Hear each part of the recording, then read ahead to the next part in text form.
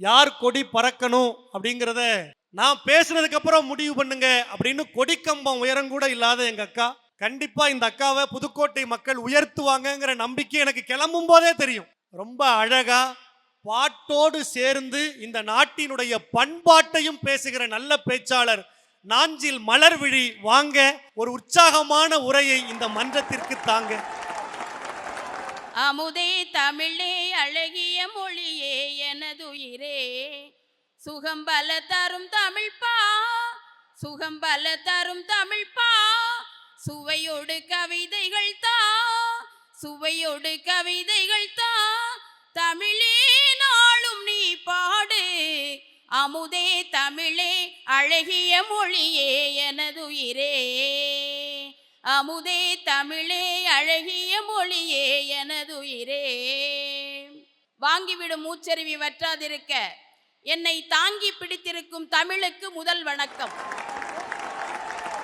இந்த அருமையான பட்டிமன்றத்திற்கு நடுவராக வீட்டிருக்கின்ற பார்ப்பதற்கு பொன்வண்டாய் பழகுவதற்கு கற்கண்டாய் என் அணிக்கு பூச்சண்டாய் எதிரணிக்கு அணுகுண்டாய் வீட்டிருக்கின்ற நடுவர் அவர்களே, எதுவும் எடுத்துக்கிட்டு வரலாமா?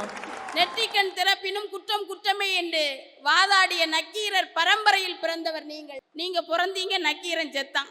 இந்த உலகத்துல ஒரு நக்கீரன் போதுங்கிறதுக்காக அவர் போய் சேர்ந்துட்டாரு. என்னோடு அமர்ந்திருக்கின்ற அனைத்து பேச்சாளர் பெருமக்களுக்கும், இன்று தலை குனிந்து படித்தால் நாளை தலை நிமிர்ந்து வாழலாம் என்பதனை நிரூபித்துக் கொண்டிருக்கின்ற ஜே கல்லூரி மாணவர்களுக்கும், ஆசிரியர் பெருந்தகைகளுக்கும், நிர்வாக பெருமக்களுக்கும் எங்களுடைய பட்டிமன்ற குழுவின் சார்பிலே நெஞ்சார்ந்த நன்றிகள் அந்த வணக்கத்தை முதலில் தெரிவித்துக் கொள்கின்றேன். இருக்கிற சிக்கல்கள் நீளும் அப்படின்னு நாங்க பேசுறோம். வெறும் சிக்கல் இல்லை, இது இடியாப்ப சிக்கல். அது மீளவே மீளாது அப்படின்னு பேசுறதுக்கு நாங்க வந்திருக்கோம். நடுவர் அவர்களே, கடவுள் திடீர்னு ஒரு நாள் என்கிட்ட வந்தார். உனக்கு என்ன வேணும் அப்படின்னு கேட்டார். நான் சொன்னேன், நோ தேங்க்ஸ், எனக்கு எதுவும் வேண்டாம், இருக்கிற எதையும் பறிக்காம இருந்துட்டா போதும் அப்படின்னு சொன்னேன். பத்திரமா இருக்கிற 10 கோடி ரூபாயை வாங்கிராத, வாங்கி போட்டுக்கிற அந்த 10 கிரவுண்ட் இடத்தை வாங்கிராத, இருக்கிறதே போதும்னு அக்கா வேண்டியிருக்கு. இன்னைக்கு வாழ்க்கை எப்படி இருக்கு நடுவர் அவர்களே? வாழ்க்கைன்னு பேர் வச்சிருக்கிறதுக்கு பதிலா வாஷிங் மிஷின்னு பேர் வச்சிருக்கலாம். சும்மா அடிச்சு துவைக்குது நம்மள. திடீர்னு வெள்ளம் வருது, திடீர்னு மழை வருது, திடீர்னு கொரோனா வருது, திடீர்னு புயல் வருது. இதுல இருந்து நம்மளால மீண்டு வர முடியலையே என்கிறதா எங்களுடைய எல்லாம் வானிலை ஆய்வு மையம் சொன்ன தேதியில வரல. ஆமா, இன்னைக்கு பாருங்க, உழைக்க தெரிந்தவர்களுக்கு சம்பளம் குறைவு, பிழைக்க தெரிந்தவர்களுக்கு தான் இன்றைக்கு சம்பளம் அதிகம் என்று சொன்னால் இந்த வாழ்க்கை நமக்கு நல்லா இருக்கா? அதை மட்டும் நினைச்சுக்கோங்க. இன்னைக்கு நம்ம சந்தோஷமா இருக்கணும்னா இன்றைய சூழ்நிலையில ஒண்ணுலே நல்லா படிக்கணும், இல்ல நல்லா நடிக்கணும். இந்த ரெண்டு தெரிஞ்சிருந்தாலே வாழ்க்கையில நல்லா இருக்கலாம். அதனால தானே சொன்னாங்க, யாரை எங்கே வைப்பது என்று யாருக்கும் தெரியலே, இங்கே அண்டங்காக்கைக்கும் கிளிகளுக்கும் பேதம் புரியலே, பேதம் புரியலே. இன்னைக்கு இந்த வாழ்க்கை முறை எப்படி இருக்கிறதுங்கிறத புதுக்கோட்டையில ஒரு கவிஞர் வாழ்கிறார் நடுவர் அவர்களே. தங்கமூர்த்தின்னு ஒரு அண்ணா வாழ்கிறார்.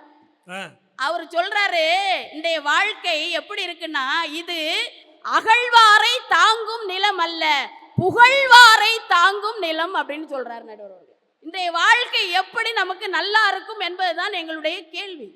இன்னைக்கு பாத்தீங்கன்னு சொன்னா, காதல்ல யாராவது நல்லா இருக்காங்களா? காதலிச்சு யாராவது நல்லா இருக்காங்களா? கேட்டாதான் தெரியும். காதல்ல பல வகை இருக்கு. ஒருதலை காதல், இருதலை காதல், மறுதலை காதல், தருதலை காதல், தற்கொலை காதல், மூச்சு காதல், பீச்சு காதல், இப்படி நிறைய காதல் இருக்கு. ஆத்தாடி 5 மார்க் கேள்வி மாதிரில சொல்றாங்க. இதுல ஒன் சைடு காதல்னு ஒண்ணு இருக்கு. ஒருதலை காதலும் ஒன் சைடு ஆம்பளேட்டும் ஒண்ணு. ஏன் தெரியுமா அப்படி சொல்றேன்? அது ஒரு பக்கம் வெந்து இருக்கும், இன்னொரு பக்கம் நொந்து இருக்கும். அதுதான் இன்றைய காதல். இன்னைக்கு பாருங்க நடுவர் அவர்களே, ஒரு பாட்டு நீங்க கேட்டிருப்பீங்க. முதன் முதலாய் உன்னை பார்க்கிறேன், ஒன்று கேட்கிறேன், என்னை தெரிகிறதா, ஜென்ம ஜென்மமாய் வந்த காதலும் அந்த நேசமும் நெஞ்சில் வருகிறதா. அருமை அருமை. இன்னைக்கு 3 நாளா அந்த பாடல் ஒலித்து கொண்டே இருக்கிறது. காரணம், இதில் நடித்த மனோஜ் என்பவர் இன்று நம்மிடத்தில் இல்லை நடுவர் அவர்களே. அப்போ வாழ்க்கை எவ்வளவு குறுகியதாக இன்று காணப்படுகிறது. இன்னைக்கு பார்த்தீங்கன்னா நம்ம மாணவர்கள் ரொம்ப மகிழ்ச்சியா இருக்காங்க. இது எக்ஸாம் காலத்தில் நாம் இருக்கோம். இதுல ஒரு பொண்ணு என்கிட்ட வந்து சொன்னா பரீட்சை பேப்பரும் நம்ம பசங்களும் ஒண்ணு அப்படின்னா. ஏன்னு கேட்டேன். பரீட்சை பேப்பரும் பசங்களும் எப்படி ஒண்ணுன்னே, ரெண்டையும் திருத்தவே முடியாது அப்படின்னா. உடனே ஒரு பையன் என்கிட்ட வந்து சொன்னா இந்த பரீட்சை பேப்பரும் இந்த பொண்ணுகளும் ஒண்ணு அப்படின்னா. ஏன்? ஆமா, பரீட்சை பேப்பரும் பொண்ணுகளும் ஏன்டா ஒண்ணுன்னே, ரெண்டையும் கட்டி கொடுக்கறது வரைக்கும் கவலை தான் அப்படின்னா. நடுவர் அவர்களே, எவ்வளவு கஷ்டம் பாருங்க. எக்ஸாம் நேரத்துல 12ஆம் வகுப்பு எக்ஸாம் ஆரம்பிச்சாச்சு இல்லையா, அது முடிஞ்சாச்சு. 10ஆம் வகுப்பு ஆரம்பிச்சாச்சு. 12ஆம் வகுப்பு அந்த எக்ஸாம் ஆரம்பிக்கிற நாள் ஒரு பையனோட அம்மா இறந்துட்டாங்க நடுவர் அவர்களே. அந்த பையன் அன்னைக்கு கூட அந்த அம்மாவுக்கு காலை தொட்டு கும்பிட்டுக்கிட்டு போய் எக்ஸாம் எழுத போனாம்னா அவனுக்கு மன உறுதி என்பது இருக்கு. ஆனா எவ்வளவு காயம் அவனுடைய மனதிலே இருக்கும் நடுவர் அவர்களே. ஆனா அன்னைக்கு படிக்கிற பிள்ளைங்க நல்லா படிக்கிறாங்களா? நீங்க நல்லா படிக்கணுங்கிறதுக்காக தான் நாங்க பேசுறோம். ஒரு பையன் பாட்டு பாடுறான், அரியர் என்னும் தூது வந்தது, அது கொரியர் என்னும் தபாலில் வந்தது, பாஸ் என்று நான் நினைத்தது இப்போ ஃபெயிலாக மாறிவிட்டது. யாருக்காக? யாருக்காக? எல்லாம் உங்களுக்காக, கைத்தட்டலுக்காக. அப்ப மாணவனுக்கு நம்ம என்ன சொல்லி கொடுக்கணும்? படி, நூலை படி, சங்கத்தமிழ் நூலை படி, முறைப்படி நூலை படி, காலைப்படி, கடும்பகல் படி, மாலை இரவு பொருள்படப்படி, கற்பவை கற்றபடி, வள்ளுவன் சொன்னபடி கற்கத்தான் வேண்டும், அப்படி கல்லாதான் வாழ்வது எப்படி என்று சொல்லிக் கொடுக்க வேண்டியது இருக்கிறது. நம்முடைய பிரச்சனைகள் இன்னைக்கு எவ்வளவு இருக்கு பாருங்க. வீடுன்னா சொர்க்கம்னு சொல்லுவாங்க. நபிகள் நாயகன் சொல்றாரு, தாயின் காலடியில் சொர்க்கம் இருக்கிறது அப்படின்னாங்க. ஒரு வீடு சொர்க்கமான வீடுன்னா என்ன வீடு தெரியுமா? குடிக்காத ஆண்கள் எங்கே இருக்கிறார்களோ அதுதான் சொர்க்கம் நடுவர் அவர்களே. இன்னைக்கு பாத்தீங்கன்னு சொன்னா எல்லா வீடுகளிலும் குடிகார ஆண்கள் இருந்து கொண்டுதான் இருக்கிறார்கள். இப்ப நான் ஒரே ஒரு வித்தியாசத்தை மட்டும் சொல்லிட்டு முடிச்சிடறேன். தமிழ் புத்தாண்டுக்கும் ஆங்கில புத்தாண்டுக்கும் ஒரு வித்தியாசம் இருக்கு. அப்படியா? ஆமா. குளிச்சுக்கிட்டு சாமி கும்பிட்டா அது தமிழ் புத்தாண்டு, குடிச்சுக்கிட்டு சாக்கடையில விழுந்தா அதுதான் ஆங்கில புத்தாண்டு. தை மாசத்துக்கும் சித்திர மாசத்துக்கும் ஒரு வித்தியாசம் இருக்கு நடுவர். சொல்லுங்க. இப்ப நாம சூரியனுக்கு பொங்கல் வச்சா அது தை மாசம், சூரியன் நமக்கு பொங்கல் வச்சா அதுதான் சித்திர மாசம். இன்னைக்கு பாத்தீங்கன்னா குடும்ப சிக்கல்கள், பொருளாதார சிக்கல்ல இருந்து இன்னைக்கு நாம மீள முடியுதா சொல்லுங்க? ஒன் தாலி, டோட்டல் லைஃபும் காலி. அதுதான் இன்னைக்கு நடந்துட்டு இருக்கு நடுவர் அவர்களே. ஒரு பொண்ணுகிட்ட அப்பா கேட்டார், எம்மா இந்த பையனை பேசி முடிச்சிருவோமா அப்படின்னார். அந்த பொண்ணு சொல்லிச்சு, நீங்க பேசுங்கப்பா நான் முடிச்சிடுறேன் அப்படின்னு. இப்போ கல்யாணம் ஆகாத இளைஞனுக்கு தாலி கட்ட முடியலையேன்னு ஒரு கவலை தான். கல்யாணம் ஆனவனுக்கு வீடு கட்ட முடியலையே, கரண்ட் பில்லு கட்ட முடியலையே, ஸ்கூல் ஃபீஸ் கட்ட முடியலையே, கல்லூரி ஃபீஸ் கட்ட முடியலையே, இப்படின்னு எத்தனை சிக்கல்கள் இன்னைக்கு பொருளாதார சிக்கல்கள் இருக்கிறது, குடும்ப சிக்கல்கள் இருக்குது, பெண்களுக்கு தனிப்பட்ட சிக்கல் இருக்கு தெரியுமா நடுவர் அவர்களே? பெண்கள் இன்னைக்கு படிச்சுக்கிட்டு போறது பெரிய விஷயம் இல்லை, பத்திரமா போய் வீடு சேரணும்னா அது எவ்வளவு கஷ்டமாக இருக்கிறது என்பது இன்னைக்கு சமுதாயத்தை பொறுத்த அளவில் இருக்கிறது. ஒழுங்கா தூக்கம் இருக்கா? அன்னைக்கு யாராவது ஒழுங்கா தூங்குறீங்களா? அன்னைக்கு பாய விரிச்சு படுத்தோம்னா அப்படி நிம்மதியா தூங்கலாம். இன்னைக்கு பாத்தீங்க 12 மணிக்கு மேலதான் புது டேட்டா வருது, தூங்கவே மாட்டேங்கிறான் நடுவர் அவர்களே. அப்படியே ஒருத்தன் பகல்ல தூங்கினோம்னா சார்ஜ் இல்லைன்னு அர்த்தம், ராத்திரி தூங்கினோம்னா டேட்டா இல்லைன்னு அர்த்தம். ஒழுங்கா தூக்கமே இல்லாத மனிதனுக்கு எப்படி நிம்மதி இருக்கும் என்பதனை கேட்டு, பிரச்சனை என்பது முடி மாதிரி எல்லோருக்கும் இருக்கும். சிலருக்கு உங்களை மாதிரி நிறைய இருக்கும், சிலருக்கு லயாக்கா மாதிரி கம்மியா இருக்கும். அப்ப மொட்டை அடிச்சிடலாமான்னு கேக்குறீங்க. மொட்டை அடிச்சா புதுசா வளர்ந்து கொண்டே இருக்கும் என்று சொல்லி பிறக்கின்ற புத்தாண்டில் இருக்கிற சிக்கல்கள் நீளுகிறது என்று கூறி அருமையான வாய்ப்புக்கு நன்றி கூறி அமைகிறேன். நன்றி, வணக்கம். ரொம்ப அழகா பாடல் பாடி நம்ம எல்லாம் உற்சாகப்படுத்தி நல்ல நல்ல செய்திகளை இந்த மன்றத்தில் விதைத்து பேசி இருக்கிற நாஞ்சில் மலர்விழி அவர்களுக்கு ஒரு உற்சாகமான கைத்தட்டு கொடுங்க. இவ்வளவு கஷ்டங்களை கொட்டின பிறகு அதை சமாளிக்க முடியும்னா கஷ்டத்தோடையே வாழ்றவங்களால தான் சமாளிக்க முடியும்.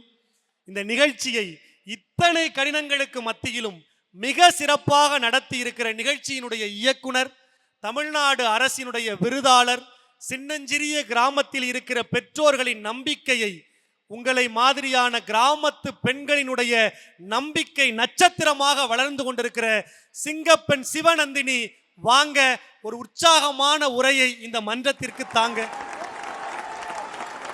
முத்து கடல் பறித்து 3 நெறி வளர்த்து கற்று கலை மகிழ்ந்த தாயகமே, கத்தும் கடல் மீது கலங்களில் விளையாடும் காவலன் தென்பாண்டி மண்டலமே, நதியில் விளையாடி தென்னன் மடியில் தவழ்ந்தோடிய தமிழ்த்தாயின் தலைமகள், கூத்தன் இருந்தான், குரலரசன் இங்கிருந்தான், வார்த்தை தமிழுக்கு வழங்கிய கம்பன் இருந்தான், வயதான தமிழ் பாட்டி எவ்வையும் இருந்தால், புலிச்சோழ நாடறிந்த புகழேந்தி இங்கிருந்தான், நக்கீரன் நன்னாகன் நொப்பசலை உன்குரு சாத்தான் உன் சாத்தான் சிலம்படுத்த தக்கோன் என காவலர்கள் மூவருமே காத்து நின்ற வாளுக்கு காவல் நான் நம்பி பாட்டெடுத்த அவன் தம்பி. எத்தனை பேர் அத்தனை பேரும் மொத்தமாய் திரண்டு யாப்பிலா பாடலும் யார் தரும் கவிதை எனுமா பலா போல் மடியிலே வாங்கி காப்பிலா தமிழெந்தில் காலமெல்லாம் வாழ்ந்து கொண்டிருக்கிற மூப்பில்லா தமிழே, முத்தமிழே, உனக்கு கோடி வணக்கம். அவைக்கு மறு வணக்கம். உலகெங்கும் பார்த்து ரசித்து வியந்து கொண்டிருக்கக்கூடிய பிளாக்ஷிப் நேயர்கள் அத்தனை பேருக்கும் சித்திரை திருநாள் நல் வாழ்த்துக்களோடு தொடங்குகின்றேன், பேரன்பு நிறைந்த வணக்கத்தோடு. நடுவர் அவர்களே, எனக்கு முன்னாடி நிறைய நபர்கள் பேசிவிட்டு அமர்ந்து விட்டார்கள். நான் ஒன்று சொல்லட்டுமா? சிலருக்கு வாழ்க்கையில போராட்டம் இருக்கும், சிலருக்கு வாழ்க்கையே போராட்டமா இருக்கும். யார் தெரியுமா? நம்ம எதிரில் இருக்காங்களோ 3 பேர், அந்த மாதிரி. எப்பவுமேங்க ஒரு உண்மையை நீங்க தெரிஞ்சுக்கோங்க, வாழ்க்கையில் வரக்கூடிய சிக்கல்களை கண்டிப்பா நம்மளால மீட்டெடுக்க முடியும். ஆனா இந்த எதிரணி மாதிரி பாசிட்டிவ் தாட்டே இல்லாம என் வாழ்க்கை போச்சு வாழ்க்கையே போராட்டம்னு புலம்புனா சிக்கலையும் மீட்க முடியாது, அவங்களையும் மீட்க முடியாது. அவங்க என்ன கொரோனா வண்டியில ஏற்றி கொண்டு போயிருக்காங்க, மீட்க முடியாதுன்னு சொல்றதுக்கு? கொரோனால போனவங்களை கூட நாங்க சொல்லி மீட்டுட்டு வந்துருவோம், இவங்களை மீட்க முடியாது. என்னைக்குமேங்க நமக்கு நல்லது செய்யலனாலும் பரவாயில்ல, இந்த கூட இருந்தே குழி பறிப்பாங்கல்ல, எப்ப பார்த்தாலும் அவ வார்த்தைகள் அவ சொற்களே சொல்ற ஒரு கூட்டம் இருக்கும். என்ன வேணாலும் பண்ணேன், கோடி ரூபாய்க்கு ஒருத்தன் கல்யாணம் பண்ணியிருப்பான், இன்னும் கொஞ்சம் அந்த சாப்பாடுல மட்டும் கொஞ்சம் உப்பு நல்லா போட்டிருக்கலாம், அந்த பொண்ணுக்கு அந்த பட்டு புடவை கொஞ்சம் எடுப்பா இருந்திருக்கலான்னு, எப்படி கோடி ரூபாய்க்கு கல்யாணம் பண்ணாலும் அந்த நிகழ்ச்சி நடத்தினாலும் குறை சொல்வதற்கு ஒரு கூட்டம் இருக்கும். அந்த நபர்களுக்காக நாங்கள் பேசவில்லை. பிறக்கிற புத்தாண்டில் நம்பிக்கை உடைய மனிதர்களாக நீங்கள் மாற வேண்டும். அதனால நான் சொல்றேன், நிச்சயமாக சிக்கல்கள் மீண்டு வரும்னு. ஒரு பெரிய நதி கோயில்ல நிறைய சுவாமியார்கள் இருந்திருக்கிறாங்க, ஆண் சாமியார்கள். அதுல ஒரே ஒரு பெண் சாமியார் புதுசா இணைஞ்சாங்களாம். நதியில படகு வழியா கடந்து தான் கோயிலுக்கு போகணும். அன்னைக்கு நதியில அப்படி போயிட்டு இருக்கும்போது என்னன்னே தெரியல, ஒரு பெரிய புயல் காற்று, மழை, வெள்ளம், இதுக்கு மேல படகை கொண்டு போக முடியாதுன்னு சொல்லி எல்லா ஆண் துறவிகளும் அப்படியே படகுலையே உட்கார்ந்துருக்குறாங்க. அப்ப இந்த பெண் துறவி என்ன பண்ணாங்களாம், தண்ணியிலேயே நடந்து போனாங்களாம். உடனே எல்லாரும் ஆச்சரியமா பார்த்தாங்களாம். ஒரே ஒரு ஆண் துறவி மட்டும் சொன்னாராம், பாரு இவ தண்ணியில நடந்து போறா, ஏன் நீந்தி போக தெரியாதான்னாலாம். நாம என்ன செஞ்சாலும் அதில் குறை சொல்லுவதற்கு ஒரு கூட்டம் இருக்கத்தான் செய்யும். அந்த கூட்டத்தை புறம் தள்ளினால் வாழ்க்கையில் ஜெயிக்கலாம்ங்கிறத தான் இவ்வளவு அழகா சொல்றாங்க. அவ்வளவுதான், நடுவர் நம்ம பக்கத்துக்கு வந்துட்டாரு, தெரிஞ்சிருச்சு. இனிமே தனபாலன்னு நீங்க பேசணுமா? உண்மைதாங்க ஜெயிக்கும். அவர் கோயம்புத்தூருக்கு புக் பண்ணிட்டு வந்துட்டாரு. லென்சன் மண்டேலான்னு ஒருத்தர் இருந்தாருங்க. அவர் சொல்றார், என்னுடைய வரலாறு நான் எப்படி வீழ்ந்தேன் என்பதிலிருந்து தொடங்கவில்லை, மீண்டும் எப்படி எழுந்தேன் என்பதிலிருந்து தான் தொடங்கி இருக்கிறது என்று சொன்னார். என்றால் போராட்டங்களின் முடிவில்தான், அந்த வெற்றில்தான், அந்த தீர்வில்தான் வாழ்க்கையே இருக்கிறது. நடுவர்களே, அதை மறந்துவிட முடியுமா? 1299 முறை ஒருவன் தோற்று போகிறான். அவன் இன்னைக்கு வரலாற்று பக்கத்தில் உச்சி முகந்து கொண்டாடி தீர்க்கப்படுகிறான். யார் தெரியுமா? 1300வது முறை விடாமுயற்சியோடு வெற்றி பெற்று மின் விளக்கை கண்டுபிடித்தானே தாமஸ் ஆல்வா எடிசன். அதை விட ஒரு நம்பிக்கை வேணுமாங்க? இந்த எதிரணி மாதிரியான ஆட்கள் எடிசனை பார்த்து சொன்னாங்களாம், என்னையா 1299 தடவை நீ தோத்துட்டு இருக்க, இதுல என்னமோ 1300வது தடவை ஜெயிச்சதுக்கு இப்படி பேசுறியேன்னு. அதுக்கு எடிசன் சிரித்து கொண்டே சொன்னாராம், 1299 முறை தோற்றவன் அல்ல நான், 1299 பொருட்கள் மின்சாரத்தை கடத்தி அவை ஒளி தராது என்ற பொருட்களை கண்டுபிடித்தவன் நான் என்று நேர்மறையாக பதில் சொன்னாராம். நம்பிக்கை வேணுங்க, நான் இதை செய்வேன், வெற்றி பெறுவேன்னு நேர்மையா பேசக்கூடிய வார்த்தைகளில்தான் சிக்கல்கள் நிச்சயமாக தீர்ந்து போகும். அவ்வளவு ஏன், 10வது முறையாக பூமியில் விழுந்த ஒருவனை இந்த பூமி தாய் வாரி அணைத்து ஆற தழுவி முத்தமிட்டு சொன்னதாம், 9 முறை எழுந்தவன் அல்லவா நீ, நிச்சயமாக ஜெயிப்பா என்று சொன்னதாம். விழுறது மேட்ரே இல்லைங்க. இன்னைக்கு விழுந்து அப்படியே புதைந்து விடக்கூடாது. விழுந்த மாத்திரத்தில் அடுத்தது என்ன என்று அடுத்த அடியை நீங்க தூக்கி பிடிச்சீங்கன்னா நிச்சயமா சிக்கல்கள் மீளும். ஒன்னில நடுவர் அவர்களே, ஒரு பத்திரிகையாளர் ஒரு டாக்டர்கிட்ட போய் கேட்கிறார், டாக்டரே நீங்க நல்லா சம்பாதிக்கிறீங்க, நல்ல மருத்துவமனை வச்சிருக்கீங்க, உங்கள் வாழ்க்கையில் ஒரு BMW கார் வாங்கணும்னா எத்தனை நாட்கள் தேவைப்படும் என்று கேட்கிறார். அதுக்கு அந்த டாக்டர் சொல்றார், எனக்கு 1 வருஷம் ஆகும் தம்பி அப்படின்னு சொல்றாரு. உடனே இந்த பத்திரிகையாளர் ஒரு சிவில் இன்ஜினியர்கிட்ட போய் கேட்கிறாரு, சார் நீங்க ஒரு பெரிய தொழில் நிறுவனத்துல சிவில் இன்ஜினியரா இருக்கீங்க, நீங்க BMW கார் வாங்கணும்னா எத்தனை நாட்கள் உங்களுக்கு வேண்டும்னு. அதுக்கு அந்த சிவில் இன்ஜினியர் சிரிச்சுக்கிட்டே சொல்றார், என்னுடைய 8 மாச சம்பளத்தை சேர்த்து வச்சேன்னா BMW கார் வாங்கிடுவேன்னு. உடனே அந்த பத்திரிகையாளர் இதையும் குறிச்சுக்கிட்டு ஒரு கிரிக்கெட் பிளேயர்கிட்ட இந்த கேள்வியை கேட்கிறார், சார் நீங்க நல்ல கிரிக்கெட் பிளேயர், நல்லா ரன் எடுக்கிறீங்க, நீங்க ஒரு BMW கார் வாங்கணும்னா எத்தனை நாட்கள் ஆகும்னு.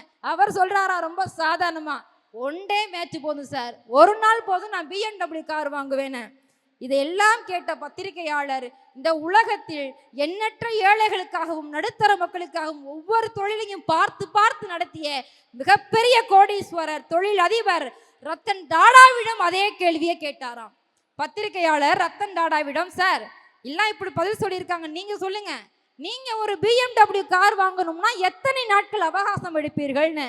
அதுக்கு ரத்தன் டாடா சற்றும் யோசிக்காமல் சிரித்தபடியே சொன்னாராம், எனக்கு 5 ஆண்டுகள் ஆகும் அப்படின்னு. உடனே அந்த பத்திரிகையாளருக்கு ஒரே ஆச்சரியம், ஐயா நான் ஒரு சிவில் இன்ஜினியரை கேட்டேன் 8 மாசம் போதுன்னு சொன்னாரு, டாக்டரை கேட்டேன் 1 வருஷம் போதுன்னு சொன்னாரு, ஒரு கிரிக்கெட் பிளேயர் 1 டே போதுன்னு சொல்றாரு, நீங்க நம்பர் 1 கோடீஸ்வரரா இருக்கீங்க 5 ஆண்டுகள்னு சொல்றீங்களா ஐயான்னு கேட்டபோது ரத்தன் டாடா இப்படி பதில் சொன்னாராம், தம்பி அவங்க ஒரு BMW கார் வாங்குறதுக்கான அவகாசத்தை சொன்னாங்க, நான் ஒட்டுமொத்த BMW கார் நிறுவனத்தையே வாங்குவதற்கான அவகாசத்தை சொன்னேன்னு சொன்னாராம்.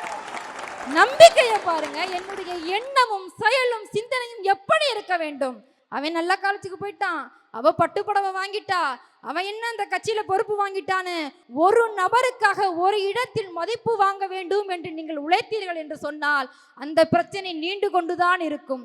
10ஓடு 11ஆக இருப்பதற்கு இந்த மண்ணில் பிறக்கவில்லை, 10இல் ஒருவராக ரத்தன் டாடா போட சிந்திக்க தொடங்கினால் எத்தனை பிரச்சனைகள் வந்தாலும் மீண்டலாம் நடுவர்களே.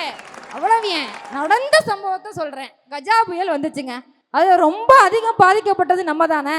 புதுக்கோட்டையும் பக்கத்தில் இருக்க தஞ்சாவூர் மாவட்டம் அவ்வளோ பாதிப்புக்கு உள்ளாகணும். எங்கே இருந்தோ வண்டியா நிறைய உதவிகள் நம்ம இல்லம் தேடி வந்துச்சுங்க. அப்போ நம்ம மக்கள் வீடு இல்லை, வச்ச மரம் இல்லை, பணம் இல்லை, நகை இல்லை, வாழ்வாதாரத்துக்கு எதுவும் இல்லைன்னு நலிந்து போயிருக்காங்க. அப்போ நம்ம மக்கள் என்ன பண்ணாங்களாம், வண்டியா உதவிகள் வந்த போதும் பிள்ளை மாறி வளர்த்த தென்னம்பிள்ளைகள் குலையாய் சார்ந்து கிடப்பதை கண்ணீர் விட்டு அழுதாலும் கூட, ராசா எங்களுக்காக இவ்வளவு பொருளை கொண்டாந்து இறக்கிட்டு நீ சும்மாவாயா போவன்னு சொல்லிட்டு அந்த வண்டிகள் நிறைய இளநீர்களையும் தேங்காய்களையும் அள்ளி அனுப்பி வைத்தார்கள் என்று இப்ப நடந்திருக்கீங்களே கஜா புயல்ல. இந்த சம்பவங்களை பார்க்கும் போது உங்களுக்கு நம்பிக்கை வரலையா? கஜா புயலை விடவாங்க இந்த உலகத்துல ஒரு பெரிய சிக்கல் வந்து விட போகுது.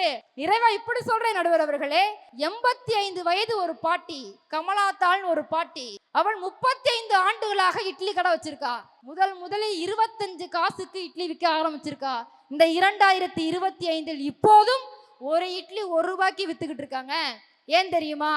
பசியால் எந்த பிள்ளைகளும் வாழக்கூடாது, பட்டினியால யாரும் வேலைக்கு போகாம கஷ்டப்படக்கூடாதுன்னு 85 வயது மிக்க கமலாத்தாள் பாட்டி இட்லி விற்கும் போது ஏன் உங்களால முடியாதா? அதனால்தான் நல்லவன் வாழ்வான் என்பதை சாத்தியமாக்குவதற்காக அரசு அன்னபூரணி என்கின்ற விருதினை அவளுக்கு கொடுத்து அங்கீகாரம் செய்திருக்கிறது. இப்படி அடுக்கடுக்காக நாங்கள் உண்மைகளை சொல்லிவிடக் கூடும். உறவுகளை நெகட்டிவ் என்பது புகைப்படத்தில் கூட நமக்கு தேவையில்லை என்பதை நீங்கள் புரிந்து கொள்ளுங்கள். ஒரு பெண்ணாக மேடையை விட்டு எதிரணியில் நாஞ்சில் விஜயனாக இருக்கட்டும், வளர்விழி அக்காவா இருக்கட்டும், எல்லாருமே யார சொன்னாங்க, சிக்கல் அப்படின்னாவே பொண்டாட்டிய, அம்மாவை, அக்காவை, தங்கச்சிய, பொம்பளை பொருளை தான் சொல்றாங்க. ஏதோ ஆண்களால சிக்கல் வராத மாதிரியும் பிரச்சனை வராத மாதிரியும் ஒரு உண்மையை சொல்லட்டுமாங்க, ஒரு காலத்துல பெண் என்ன செஞ்சிருவா அப்படின்னு கிண்டல் பண்ணாங்கங்க. கல்யாணம் பண்ணி போனா ஒரே பொம்பளை பிள்ளைய பெற்றிருப்பாங்க அப்பா அம்மா. வந்து பாக்குறதுக்கு 6 மாசம் 1 வருஷம் ஆகும். கூடவே அப்பா அம்மாவை பார்த்துக்க முடியலன்னு நிறைய பெண் பிள்ளைகள் கதறினாங்க. ஆனா இப்ப நாங்க எல்லாம் படிக்க தொடங்கிட்டோம், சுயமா ஒரு முடிவெடுக்க தொடங்கிட்டோங்க. பெண் பிள்ளைகள் என் மாமனார் மாமியாரை மட்டுமல்ல, என் அப்பா அம்மாவை நான் கூடவே அழைத்து வந்து பார்த்து கொள்கிறேன் என்று சுயமாக முடிவெடுக்க வேண்டிய இடத்தில் இந்த பெண்கள் வந்தபோது இந்த நாட்டின் தலையாய பிரச்சனைகளுக்கு ஒரு நாடு நல்ல நாடா, அது சுதந்திரமான நாடா என்பதற்கு ஒரே ஒரு ஆதாரம் மட்டும் இருந்தால் போதும். உங்கள் நாட்டில் பெண்கள் மதிக்கப்படுகிறார்களா மிதிக்கப்படுகிறார்களா என்ற பட்டியல் எடுத்தால் என் நாட்டில் பெண்கள் இன்னைக்கு மதிக்கும்படி நடக்க தொடங்கிவிட்டார்கள். அதுவே இந்த புத்தாண்டில் மிகப்பெரிய நம்பிக்கை என்று சொல்லிவிட்டு, ஒரு பெண் பேசினாள் வாயாடி, பேசாவிட்டால் ஊமை, கேட்கிற கேள்விக்கு பதில் சொன்னா திமிரு பிடிச்சவ, திருமணம் ஆகவில்லை என்று சொன்னால் முதிர்கண்ணி, திருமணமாகி கணவன் இறந்து விட்டால் விதவை, ஒருவேளை திருமணமாகி கணவன் நல்லா இருந்து குழந்தை பெறவில்லை என்றால் மலடி, அப்படியும் குழந்தை பெற்று 2 பெண் குழந்தைகளை பெற்றால் என்ன, இரண்டாவதும் பெண் தானா என்று கேள்வி கேட்டு அவர்களை மூளையில் முடக்கிய போது ஆண்களை விட பெண்கள் இன்னைக்கு சரிநிக சமானமாய் அரங்கத்தில் உட்கார்ந்து ஆரவாரமாக கைத்தட்டி தொழில் அதிபர்களாகவும் முதலாளிகளாகவும் வந்து விட்டார்களே, இதை விட இந்த புத்தாண்டில் வேறு என்னங்கய்யா நம்பிக்கை வேண்டும்? இப்படி சொல்லி பிறக்கின்றேன்.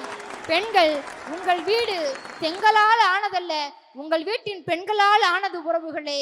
இந்த நாடு நலம் பெற பிறக்கிற புத்தாண்டு நமக்கு சிக்கல்கள் எல்லாம் மீட்டு கொடுக்க வேண்டும் என்று சொன்னால் பெண்கள் புகழ்ச்சிக்கு பிறந்த கூட்டம் அல்ல, அவர்கள் புரட்சி செய்த கூட்டம். புரட்சி செய்ய பெண்கள் தொடங்கட்டும். அந்த புரட்சிக்கு தந்தை பெரியாராக, அறிஞர் அண்ணாவாக, வாழ்ந்த தலைவர்கள் பாட்டன் பாரதியாக, வள்ளுவனாக ஆண்கள் நீங்கள் கை கொடுங்கள், பிரச்சனைகளும் சிக்கல்களும் நீளாது என்கின்ற உத்தரவாதத்தை உங்களிடத்தில் கொடுத்துவிட்டு, இளைஞர்களே மனிதர்களே எழுந்து நில்லுங்கள். இளைஞர்களாய் நெஞ்சத்தில் தமிழை ஏற்றி நியாயமாக நேர்மையாக உழைக்க தொடங்குங்கள். எது நடந்தாலும் விடப்பட மாட்டோம், நிச்சயம் வெல்வோம், நல்லதே பேசுவோம், நன்றாக இருப்போம். நன்றி, வணக்கம். ரொம்ப அற்புதமா நல்ல நல்ல செய்திகளை எல்லாம் தொகுத்து இந்த மன்றத்தில் பதிவு செய்திருக்கிற சிங்கப்பெண் சிவநந்தினிக்கு ஒரு உற்சாகமான கைத்தட்டு, பாராட்டு, வாழ்த்து.